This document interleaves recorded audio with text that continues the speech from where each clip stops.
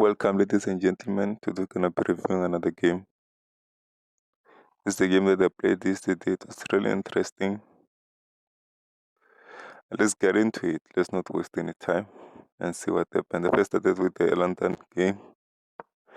Of course, I'm gonna play the bishop, then open up my other bishop. My opponent was playing like a modern defense, not actually attacking, just waiting to see what I do. It's kind of like a holding back tactic, like bring it on, I wanna see what you got. So of course I brought it on. My opponent continued with the small moves, like one step, one step, one step. It was kind of a coordination. Make a pawn move, skip the pawn, make the other pawn. It was kind of like that. So of course I'll take the center if you're giving me the opportunity to take the center. I'm gonna take the center every time. So of course I took the center with my bishop on c1 to c4. My opponent continued with his tactic. I don't know what's going on. Let's go. I continue my develop my knight to f3. My opponent now started to kind of bringing in the fight in some way by pushing the queen's pawn to d5. Of course, I didn't accept that. After I made this knight move to c3, I thought my opponent was going to accept, but of course, it's more like a queen's gambit variation because I first played the London, now the pawns are positioned in a queen's gambit way. So yeah, of course my opponent didn't accept that.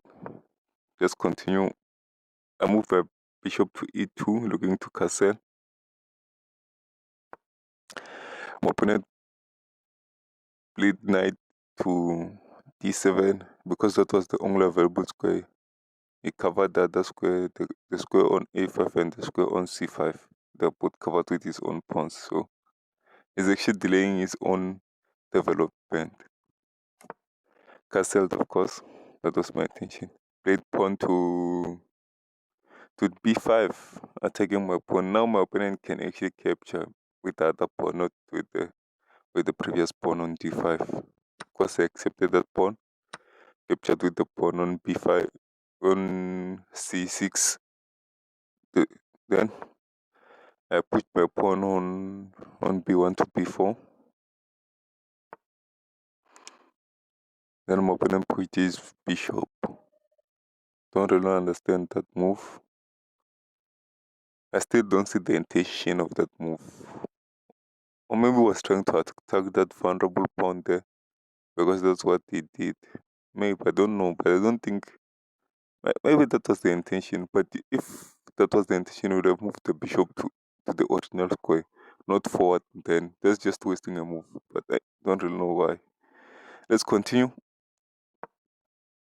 To have my bishop to a4.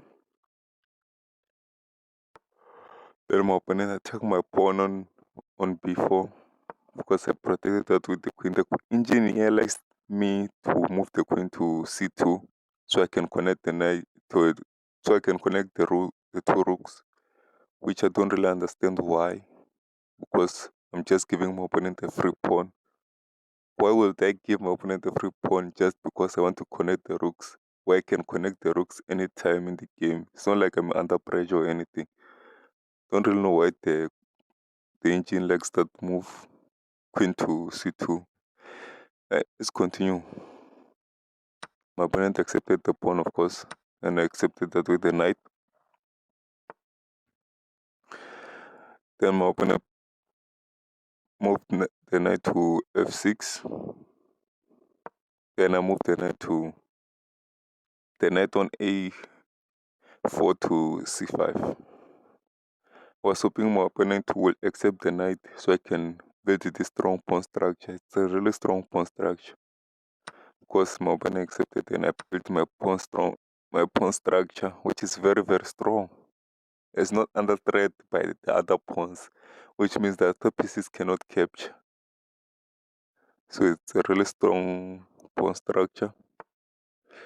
My opponent attacked my bishop on f4. Because I moved my bishop to e5 by taking the rook, cover that with the pawn to f5. Then I move back to g3. The engine says this is it's an inaccurate move, but as long as it's not a mistake or a blunder, I'm okay with it. My opponent captured with the knight. Of course, I accepted with the pawn on f2, opening up my rook, opening up the rook file. It's not the rook file, just the file that the rook is on. It's a rook file, whatever. The file that the rook is on. My opponent continues in development, pushing his pawn to h5, looking to attack my king side. Because this is where I made the slip. I wasn't looking to take that to capture the pawn. I was looking to move to the bishop to b5 with a check, because my opponent cannot accept that. He can, but he wouldn't, because I'll take his free rook. It's unprotected. So my opponent will accept that it will be a check, then he will be forced to move his king or cover that square with the bishop, of course. Then I slipped, then I took the pawn. Here my opponent should have taken with the rook and win the bishop, because if I take back with the rook, we just take back with the bishop. Then I lost the bishop, because and my other rook is it will be under threat. So, but my opponent took with the bishop. Then I made the brilliant move, taking with the rook. Now when my opponent takes, I can go with a check. Then now it's a fork. Then of course I win the rook. Then that's how I win the rook. But if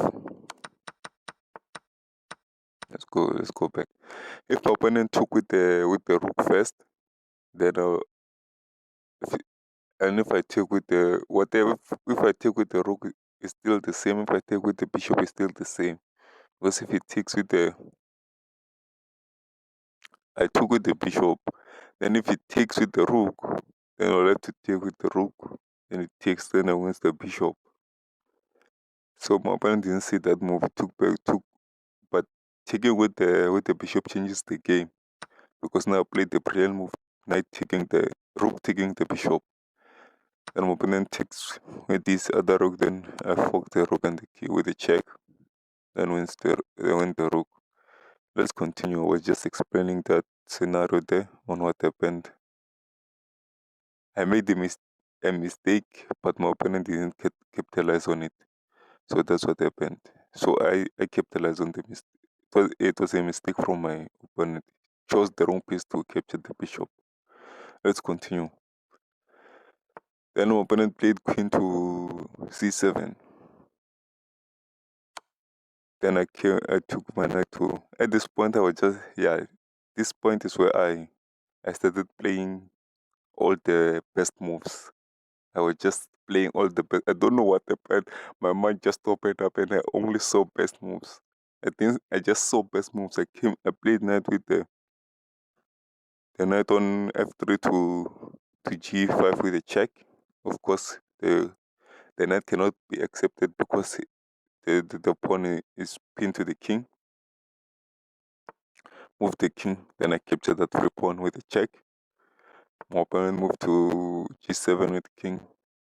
Then I go to check, still the best move. Then my opponent move to h6. Here the engine likes the move to knight to e5, because that allows me to win the rook. But of course I didn't play knight to e5. If I play knight to e5, I threaten the checkmate, and my opponent will have to protect the square with the rook. There's no other piece. If he protects with the bishop, I win the queen, of course. So yes. Then but I played the move to I played the rook to f6. threatening a checkmate. My opponent has to accept the rook because it's gonna be checkmate. Of course, he accepted the rook, then I took the queen, took the knight. I threatened the rook on h8. Then of course moved the rook to a8. Then I moved my pawn looking to promote. My opponent played rook to a1 with a check. Move my king, check again.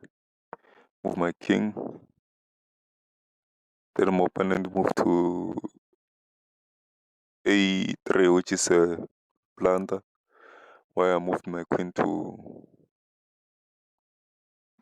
after making this move, my opponent actually resigned because he saw the move. After making that move, a3, my opponent resigned because the queen moves to h8 with the checkmate. The king has nowhere to go. The pawn and the 2 pawns and the bishop are covering the square to move, so it's the checkmate. So that's how I actually won the game. It's actually quite an interesting game, fun also. Thank you for watching. Please subscribe, hit that notification bell, like, share, comment, and thank you for watching again.